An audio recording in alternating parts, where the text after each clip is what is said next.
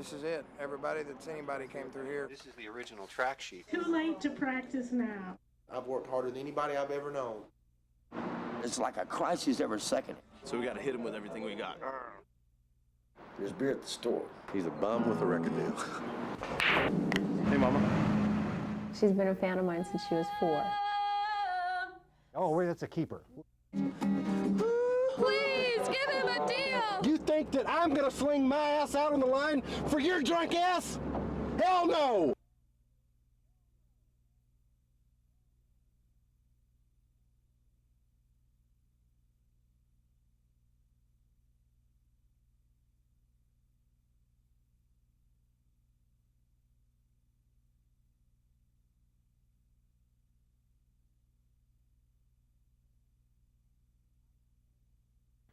I'm Ruth Golden, this is Evan Eames and Zach Levy, and we spent 6 weeks in Nashville, Tennessee at the Bluebird Cafe with these small cameras chronicling the lives of budding songwriters. We're in Music City, USA. So that's the name of our song. Where's your name, Gene? Under the staple.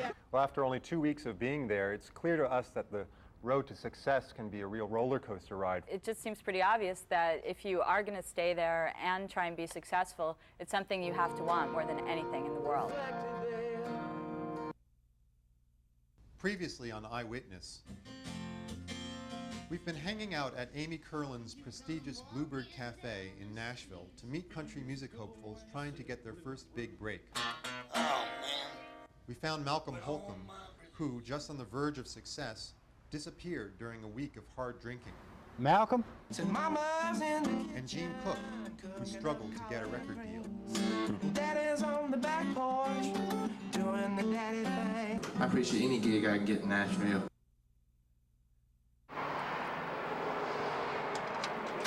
Andy Jennings is from New York. She moved to Nashville 7 years ago to be a songwriter. Even though she does have work with a publishing company, she makes her living as a waitress at the Bluebird. Hi, darling. Hi. Amy started the Bluebird as a place for her friends to have a venue to play. Can we hug? Because I always hug all my waitresses. And it's become legendary because so many great singer-songwriters have gotten their start there. I have gotten just about everything from this place in terms of connections that I've made, friends that I've made, you know, just this has been my home for the past 4.5 years. I came here with a dream and not much more, literally. And that dream was to become a demo singer and make my living singing in the studios. But the universe has a way of changing your plans in mid-thought. I can't tell you how many hopes and dreams I've had wiping down these tables. Okay, it's time to open. There's been a lot of interest in Andy's songs lately, so she goes regularly to her song plugger to see if any of her songs are actually going to be recorded. I'd say he's gotten me between 5 and 8 holds altogether. And it makes for a very good year. Nothing's gotten cut yet, though, but we keep hoping. What you have when you get a tourist crowd is they're cheap, spend money, and so that is probably when we put in the minimum. And there are some clubs in Nashville that have minimums and some that don't. But I did it. Well, kids, let's call this meeting to order here. Casey Jones has found a lot of success in Nashville as both a publisher and a producer. Who am I looking for? Jody Masood. Casey's job as a publisher is to find writers, buy good songs, and give them to song pluggers who shop them around town to the different artists. Casting songs for singers is like casting actors for movies. You know, you have a certain type of voice that is appropriate for a certain type of song. Even though Casey has become successful in peripheral ways in the music industry, she's really still trying to realize her initial dream. Don't you know my butt ain't half that big around? Casey has a handshake deal with Curb Records, but the contract hasn't been signed, and she's nervous. One was on different words for butt anyway, so we can't say ass. Derriere. Derriere? I think it'll work better if you say it says. It says you love me. Oh, okay. It tells me you care. They say write what you know, and what I know is dysfunctional relationships. I mean, show me a handsome, psychotic, neurotic sociopath, and baby, I'm there, you know. Tells me you love me, tells me you care, says you like a girl with a dry derriere. I'm just a purple in a bubble, staying out of trouble, that's all. Slapping my wrist and my jaw. Every lie that I told. I don't know if I'll ever love again. Burning star in Queen City. Slapping my wrist and my jaw. Every lie that I told. Every lie that I heard. Can't stop me from loving you. No, they can't stop me from loving you. For those of you that don't know the Malcolm story, Malcolm has had several setbacks along his career path. Among industry executives, there's been a growing interest in Malcolm Holcomb's career because he has a major record deal. Jimmy Miller, his manager, has been reaching out to the industry to try and help him deal with some of Malcolm's problems. Malcolm has substance abuse problems, has had them for a while, has battled with them, has been on the wagon and off the wagon more times than I can count. Sucks, man. Told you he was a pig, but man, I mean, it's good enough for right. Hey, man. Open mind. He's a frustrating guy to be with. He's a frustrating guy to deal with. The one thing and the one thing only that makes it worthwhile is the music. Unleash my away from the belly. Dry my arms far, far from the rainbow. Spinning high of the Swiss chocolate camera, Lord. They just rocking just to sing cradle. Touch my shirt, raise my eye. This invading blue out of pink, black and white ain't enough to cover. They just rocking just to sing cradle. Pages rocking just to sing a cradle.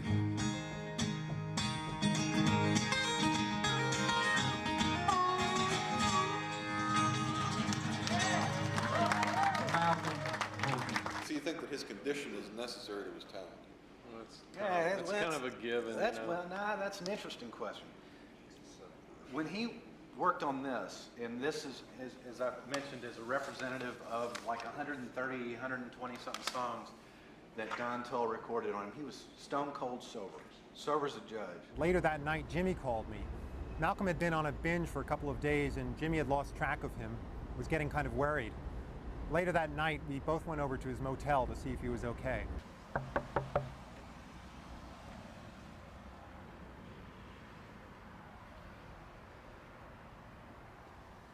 Malcolm?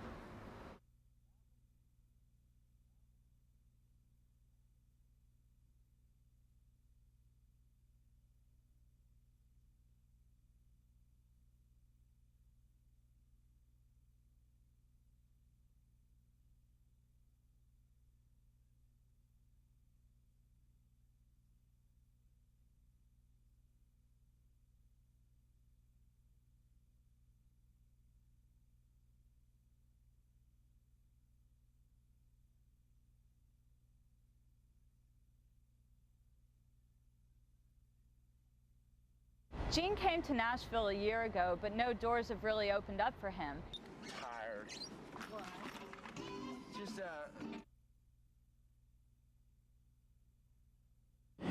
I look at him as my mentor, and not only that, he's a wealth of information on publishing. Because Peter has a publishing deal with EMI and has written a lot of songs. Co-writing is a very big deal here in Nashville. That's when two or more songwriters get together and collaborate on a piece. I don't know if I'll ever love again. What's the next lyric? Trying to live my life. What is it? try to live my life. It's the same phrasing as "Not a Day Goes By," Okay. right? It's right. Yeah. Yeah. You know, that's power. And then I got this real cool thing I gotta show you. Vocal wizardry. So I don't know. Okay, so it won't be on the beat. No. I don't know if I'll ever trust. Gene does not have a publishing deal, but Peter does. So now Peter can take this song to his own company, and it really has a good chance of being pitched to a number of different artists. How depressed were you when you wrote this? Oh, God. It's probably the last song that I'll write about my divorce. When did you get divorced? About 2 years ago today. I wasn't going to write this song because I'd written enough songs about that fiasco, and I was like, you got to get over it. You got to quit writing songs about it. It's been a wealth of songwriting, you know, but then again I started singing it, and I was like, you got to write this song because this is beautiful. This is a healing process. These are good to write, these songs. I'm a lot better off now.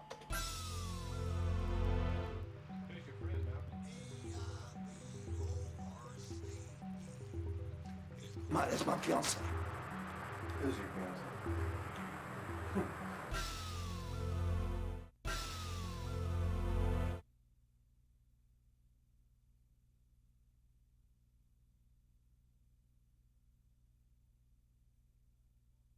Jimmy and I had lost track of Malcolm for a couple of days, and we went over to his motel to try to find him. When we got there, Malcolm was just showing up after a full night of drinking.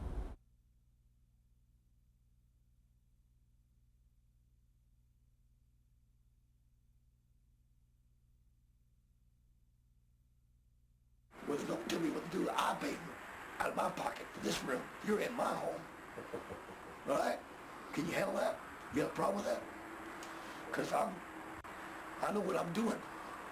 It's for real. I didn't suspect it. That's my fiance. Who's your fiance? Oh, yeah? I'm gonna have to whoop your ass. Figured I ought to bring her up to speed. Yeah, bring her up to speed. Malcolm's an alcoholic. Malcolm's a drug addict. Malcolm's a sexaholic. A what? Sexaholic. Malcolm is, bar none, an addict. Why are you ditching me? Huh? I gotta go to work. I know. I'll talk to you later. You know, I thought we were in love. I am. Here's my telephone number. How about you get told? Just call me later on. Man, you guys are treating me like an imbecile. You are an imbecile. You're 41 going on 12. Malcolm is actually married and he has 2 kids, but he's been separated from his wife for the last 10 years or so. Renee, this is Jimmy Miller. How are you? No, you're probably not too interested in talking to me and Malcolm right now, or at least Malcolm, or me about Malcolm. Jimmy's reached the end of his rope in trying to figure out a way to help Malcolm, and as a last resort, he decided to call Malcolm's estranged wife, Renee. I've arranged for him to get treatment. It's a 30-day program. I'm just kind of racking my brain to find ways to get him ready for it. He is the best in, mentally, spiritually, etc., and so on, after either when he's looking forward to going home to see little Malcolm and you and Anna, or when he's just come back from that. And I think that's the one thing that he's searching for so bad right now, is that sense of home, that sense of family. Okay. God love you, Renee. Talk to you soon. Bye. Ugh. Oh, man, she's just in tears. Really? Oh.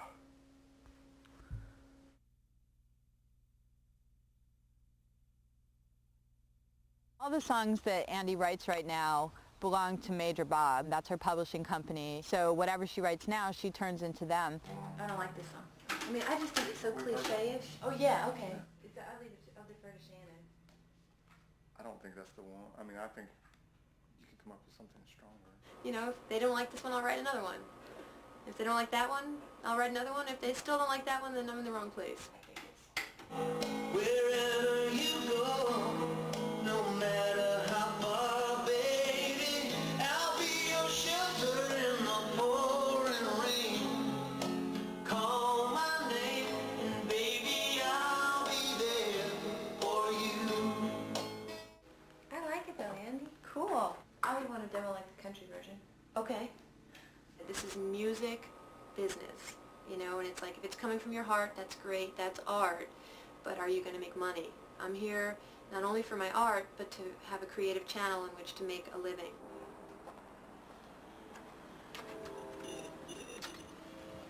Just want to bring the door here. There's this whole new wave of new sounding girl music, chick music. Chick How do you want to music. call it? Whatever. The new country. That's right. But they're taking more chances with stuff. I can take it from here for Pam Tillis.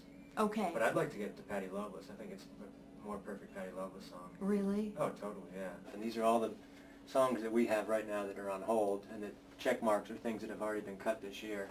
So we've been doing okay. So you're in good hands. If you ever happen to run into Pam Tillis or somebody like that, and you can say, hey Pam, you know, you got that song of ours that you really like, and just Actually, I'll tell you what's funny is I don't run into Pam ever because, you know, where am I? I'm at the Bluebird, but I run Yeah. into Pam's husband, Bob DePiro. oh yeah. So I would say, Bob, you know, there's this great song. There you go, because I bet you she plays them for him. Here, borrow this.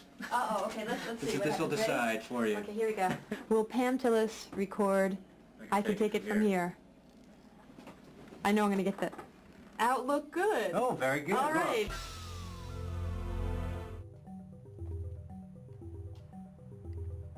Hi, nice to see you. You know that chance my ass on Wednesday? You're drunk, motherfucker. You are drunk. You are in no f***ing shape to do anything. Do you know Casey? Well, yeah, I mean, I've served her a million times. We just know each other we know each other as basically as songwriters. This is the first time I'm getting with her as a publisher, you know. Hi. Hi. how Andy you and doing? Casey both fear that people know them only for their day jobs and that it's hard to get past that image and be taken seriously as an artist or a songwriter. Hi, nice to see you. Good, good. I love it. So are all the songs that I'm about to hear, they're unencumbered? There's no publishing has been claimed on any of them? No, actually, I'm in a deal with Major Bob that is up at the end of June. Okay, I understand. So I'm just looking to move on to the next level and, you know, that kind of thing. Well, let's listen to this little gem and see if there's any hits on here. Here we go. What's the point in going on? We're not going anywhere. What's the point in getting closer to a future we won't share? And if you can only love me to a point, what's the Yeah, I like that. You know, what I like is that it has such a broad appeal. I mean, I can think of like a number of females that could get that. I'm not going to be able to do that much pitching myself anymore because I'm sort of having to ease out a little bit from this daily running of this company. We kind of need to get on the map before we extend ourselves to another staff writer. But I sure do. I would like to hear more. If Major Bob isn't bright enough to re-sign you, maybe I can think of one or two other places that you could go, you know, that could offer you something right away. A lot of this business is just getting to know the people on all different levels because I can't get to know them when I'm serving them. So to get a half an hour with someone and be able to sit down and just show them what I'm doing and let them see that there's more than just a, you know, a woman in black with a tray it's great. What's your name? See, I'm not going to lose my record deal because they're going to catch me drunk. I have come to the point, and Malcolm knows this, that when he's drunk I won't work with him. It doesn't breach our relationship. It doesn't put an end to, yes, I'm representing Malcolm Holcomb. Go ahead and hawk his camera for dope. I've seen him just sitting there on the couch just having a blast and then turn into whomever he's with and say, look, man, I'm just going to walk down the store right quick. You want anything? And then he's gone for 2 weeks. How long do these binges usually last? I've seen them last from 2 days to 2 weeks. Mm-hmm. The worst one I ever saw was about, I guess, a couple of years ago. And He was gone for about a month. You gonna put that in the trunk? I was going to. All right. Yeah, guys, I'm falling in love. Strung out, huh? Oh, I'm in love, yeah. Sure is kind of funny. Here I am. I don't believe in divorce, but You're a married man. I know, but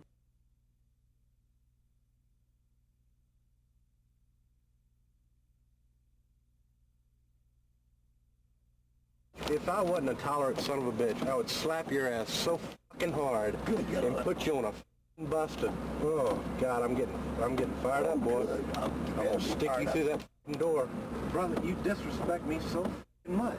You think it doesn't cancel my ass on Wednesday? You're drunk, motherfucker. You are drunk. You are in no fucking shape to do anything. You son of a bitch. When are you gonna get it? You think that I'm gonna sling my ass out on the line for your drunk ass? Hell no!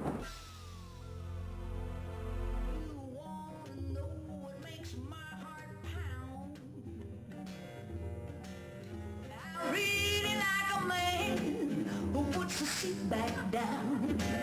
Help me now. How you doing?